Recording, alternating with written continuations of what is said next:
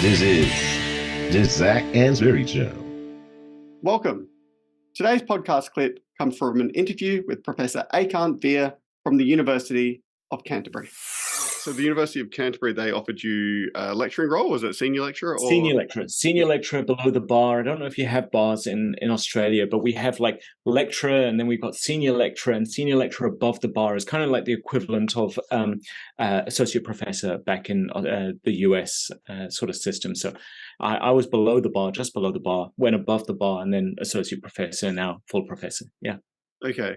Because that's sort of one of the things that going to the ANSMAC conferences really enlightened me about. So I didn't know that this occurred. Like I kind of imagined this, large-scale committee of hooded people who had been in academia, who were like the guardians and custodians of titles, and smoking pipes.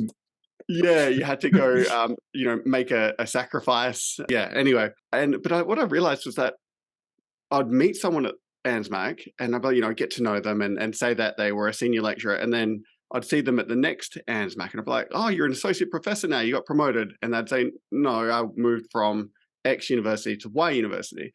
Yeah. Oh, they can just give you that title. I know you've like earned that title because of it, but that's one way of getting promoted, right? I hadn't even thought about it. Yeah, and to be honest, and I'll be deadly serious about this, academia is a weird sort of space where if I was a head of department and I was driven by neoliberalism and everything like that, why would I pay Zac more to do the job he's already doing? He's not necessarily doing any extra. He's not producing more as a professor versus a senior lecturer. So let's just pay him as a senior lecturer. And so there are departments like that. And so sometimes you have the value of an associate professor at another department. And so it's easier to progress diagonally, to leave and go down. Internal promotions, we tend to treat our own people pretty poorly. There are times where I've seen people been hired in who don't have the qualifications of someone more junior than them or don't have the publications, but sometimes it doesn't happen. I'm very fortunate that Canterbury is very transparent and they don't have that. We're very top heavy in our marketing department. I think out of 10 of us, there's 7 full professors. It's ridiculous. It's not a great look in my mind. We should be able to bring more juniors in, but this, because we love it so much, we've stayed and we've all progressed through, and now we're all at that level. And we have no interest right now to leave because we enjoy working here so much. But we have to be able to show we can bring juniors through. And this is where far out. When was the last time we hired a professor? I don't think we've hired a professor for 15 years. Everyone's been promoted to professor internally, which is great. I think that shows progression. That's rare, though. It's not common. Most people have to move. I made a commitment to try and keep my kids' high school stable. I moved between countries during high school. I moved between schools, and it was really disruptive for me during high school. So I thought, even if I don't get promoted, I'm staying here for the 7-8 years my kids are at high school, and then we'll decide. But it seems to have treated me well in any way. Yeah. I mean, you, especially younger, when your kids were much younger, moving was easier. But as they got older, they weren't. And if you were in, say, like Melbourne, what is it, like 8 or 9 universities in Melbourne in Australia? So I see all of the time LinkedIn updates of someone moving from Deakin to Swinburne to RMIT, then maybe to Monash. And it's like all of a sudden someone's like an associate professor. And it's like, whoa, how did you do that? Oh, you can rapidly move that way. I mean, one of the things that Uncle Rod Brody told me, it says, buy a house in Birmingham, Ekant, when you move to England. I'm like, why? Because there's 8 world-class universities within an hour's commute. You never need to move. You can just move between great universities and just take the train between them. I'm like, that's really smart. That is the way to do it. But I'm not as driven by the almighty dollar, as you know, not so driven by promotion, although it does make a huge difference. And you'll find it as you get promoted up the ranks, how people treat you differently. I don't feel any different, but people treat you differently. And I think that's important to reflect upon as well. Yeah, I kind of I have no interest in moving. And even if I did want to, the only other university I'd move to is closed. Well, not closed. We're merging. So the promotion system is something I'll have to go through. Which can be, like you said, it can be a bit of a cruel system where potentially they treat you worse than an external person. But I feel like if I keep chipping away, it'd be good. And like you have to keep reminding me, I'm not that old. And I should be a bit more. I got told at Perth last year at ANSMAC that I need to be more patient, which is kind of makes sense. Yeah, I mean, I think it's okay. Look, let me fire back at that. I think it's okay to be patient. I think it's also okay to get what you deserve and not be ashamed of getting what you deserve. If you're smashing the publications, if you're kicking ass in the classroom, then people should recognize that. And I think you should be okay to fight for that and be disappointed if you don't get it. So I see plenty of people around the world who have not been promoted when I've gone, these people are world class. What the hell? This is an injustice. And I think it's okay to be angry about that. But we also know that if you're willing to be strategic, you're willing to move, you're willing to do all this sort of stuff, you could accelerate quickly. Is that the life you want? I've moved continents plenty of times. I don't really want to do that too much just yet. Mm. Maybe in 5 years' time, when now my kids are nearly out of high school, maybe I'll start thinking about that again. But for now, I'm very happy being treated well and working my hardest, to do that. Yeah, absolutely. So you mentioned that like the promotion system at Canterbury is quite transparent. What did you mean by transparent in that sense? Great question. There are times where some institutions, some departments will tell you, do this, and it'll help you with promotion. And then you go for promotion, and they said, yeah, that thing, that doesn't count. You should have published another paper. You shouldn't have picked up that extra teaching. You shouldn't have done that service role. You should have published it. But at the time, they say, hey, this will really look good because you need to do X, Y, Z to be promoted. I've never found that at Canterbury, which is great. They have been very upfront and said, nah, just get the publications and here's a good service thing to do, or here's a good, get good grades in teaching and they will count. But they were very open about research is the thing that we really care about. So keep the publications going. And if you can also do this other stuff, awesome. But the publication's the key thing. It's really nice that we have specific targets. They said, if you hit this, and this, it's very hard for the committee to say no. I will be upfront. I believe when I went for my first promotion, I had only been here for 8 months, but it had been like a year before I had been offered the job and getting here. They gave me a bit more time to pack up the family and stuff. And in that time, I'd actually achieved a significant amount as well. So I went for senior lecturer above the bar in my first year here. That's pretty arrogant, but I was like, I think I know my worth. I think I should have been hired above the bar anyway, so I'm going to try. And apparently I hear from the HR manager at the time, who's no longer working here, said, yeah, there was a long discussion. And there was a few people said, it doesn't feel right. It doesn't feel right. It doesn't look good. It doesn't feel right that he's getting promoted. And one of the people in the room said, if Ekant appeals this decision, and you say, but it didn't feel right, that's not going to help us, right?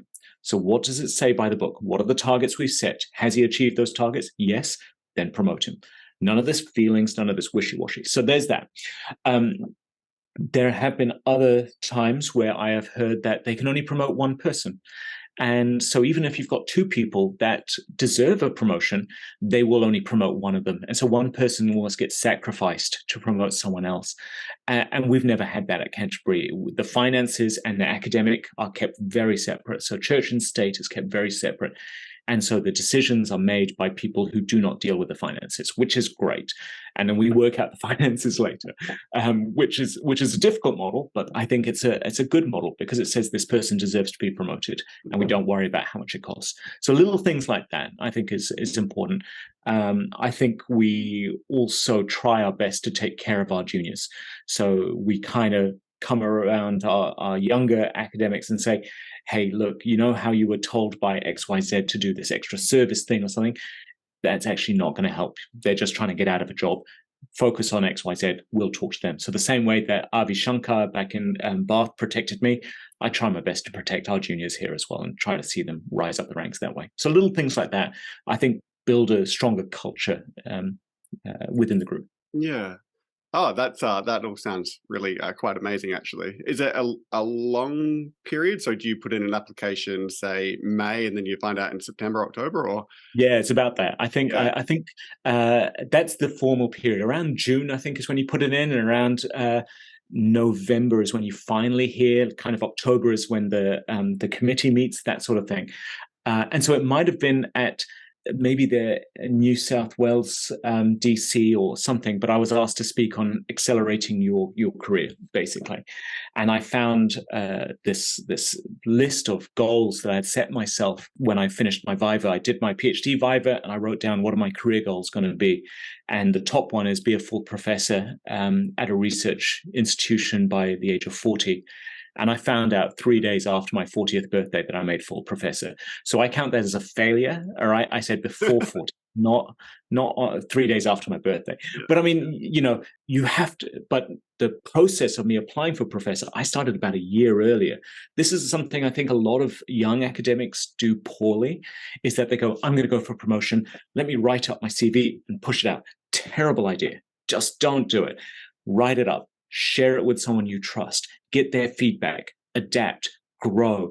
I love working with people who trust me, and I sit down and I say, I'm going to talk about you like I'm your mom or your dad. I'm going to say how proud I am, how amazing you are. But it's really hard sometimes for us to talk about that ourselves. What does this line mean? Pull that to the top, that sort of thing. So about the year before I went for professors, when I started writing my application, and I sent it to 3 or 4 full professors who had sat on the committee in the past from different fields. So an engineer, a person from education, someone from science, because they're the ones who are going to be assessing me. And I said, tell me what doesn't make sense here. Tell me what can help, that sort of thing. And then just writing it up, submitting it, it can work. And I have seen that before. It's a risky way to do it. I think a little bit more time, then putting it in, and then kind of waiting, kind of going, all right, have I got it? Have I got it? It's really hard to know. That it's tense time. It's like waiting for your marks after exams. It's awful. Yeah. So a really good strategy then is to plan ahead, and a significant amount of time ahead, and to get feedback from people who are not directly in your field, because they're the people who are going to be assessing you. Yeah, which I think is as well. Yeah, especially at associate professor and professor. I don't know about senior lecturer, but definitely at those higher grades. It's a central committee at most universities in the Commonwealth. The other thing I would start doing is, as soon as you become an academic, not when you start thinking about promotion, but as soon as you start getting into academia, start collecting evidence. People don't care about the strong vibes and the feel and the marbo of this. They care about the evidence. And so when a student sends you an email to say, just so you know, Zac, just so you know, Zac, I really enjoyed your class. It really helped open my eyes. I'm going into marketing as a result. You put that email into an email folder and you hold on to it, called student feedback. When you get recognition from a conference where someone said, that was probably one of the best presentations I've ever heard, you get an email about that, you stick that into that folder. And then you can start to create a narrative around evidence.